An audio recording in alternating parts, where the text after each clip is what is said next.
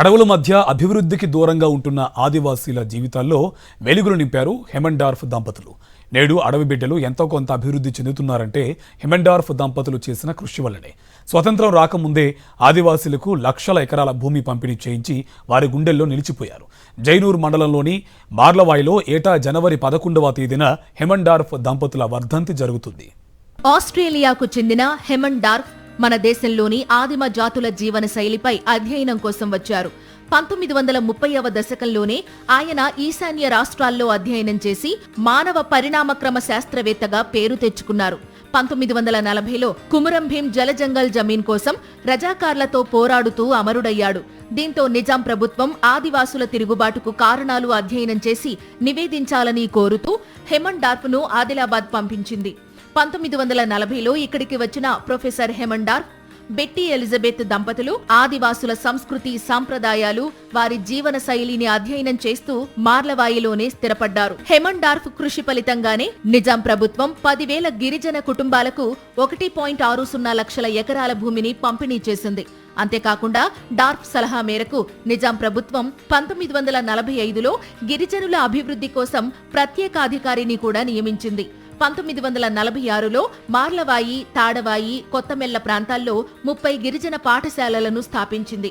1947లో జరిగిన ప్రాంతాల కోసం జారీ చేసిన ఉత్తర్వు ద్వారా నిజాం ప్రభుత్వం గిరిజనుల హక్కుల పరిరక్షణకు అధికారులను నియమించింది. డార్ఫ్ ప్రోత్సాహంతో తొలిసారి ఆదివాసీ తెగ నుంచి తుకారాం అనే యువకుడు IAS గా ఎంపికయ్యారు. ఆదివాసులతో ఏర్పడిన అనుబంధానికి గుర్తుగా డార్ఫ్, బెట్టీ ఎలిజబెత్ దంపతులు వారి సంతానానికి లచ్చు పటేల్ గా నామకరణం చేశారు. 1990లో బెట్టీ ఎలిజబెత్ హైదరాబాద్లోనే మృతి చెందగా ఆమె కోరిక మేరకు ఆదివాసీ సంప్రదాయాల ప్రకారం మార్లవాయిలో సమాధి నిర్మించారు. తర్వాత డార్ఫ్ ఇంగ్లాండ్ వెళ్లినా తరచూ మార్లవాయిని సందర్శించేవారు. 1995లో ఇంగ్లాండ్లో డార్ఫ్ తుదిశ్వాస విడిచారు.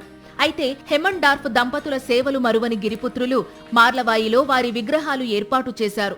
ఏటా జనవరి 11న మార్లవాయిలో ఆ దంపతుల వర్ధంతిని నిర్వహిస్తారు. జనవరి 11 తారీఖు వస్తే మా ఆదివాసీ గూడెల్లో మొత్తం దేవుళ్ళ సంబరాల్లో భాగంగా మా ఊర్లో కూడా హెమండార్ఫ్ యొక్క వర్ధంతి సందర్భంగా వాళ్ళ ఇద్దరు దంపతుల యొక్క వర్ధంతి సభ ప్రతి ఏటా జనవరి 11 తారీఖు రోజు ఏర్పాటు చేస్తున్నాం.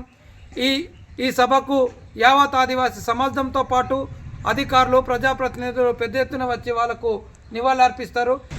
ఆదివాసులు అధిక సంఖ్యలో పాల్గొనాలని తెలియజేస్తూ ముందుగా 39 వర్ధంతి సందర్భంగా ఆదివాసీ ప్రజానికానికి మరియు ఈ ఉమ్మడి ఆదిలాబాద్ జిల్లా ఆదివాసులందరికీ కూడా శుభాభివందనలు తెలియజేస్తూ ఆస్ట్రేలియా వాసులయుండి హెమండార్ఫ్ దంపతులు మన దేశానికి వచ్చి ఆదివాసుల అభివృద్ధి కోసం ఎంతో కృషి చేశారు. తమ కృషితో అడవి బిడ్డల గుండెల్లో స్థిర నివాసం ఏర్పరచుకున్నారు.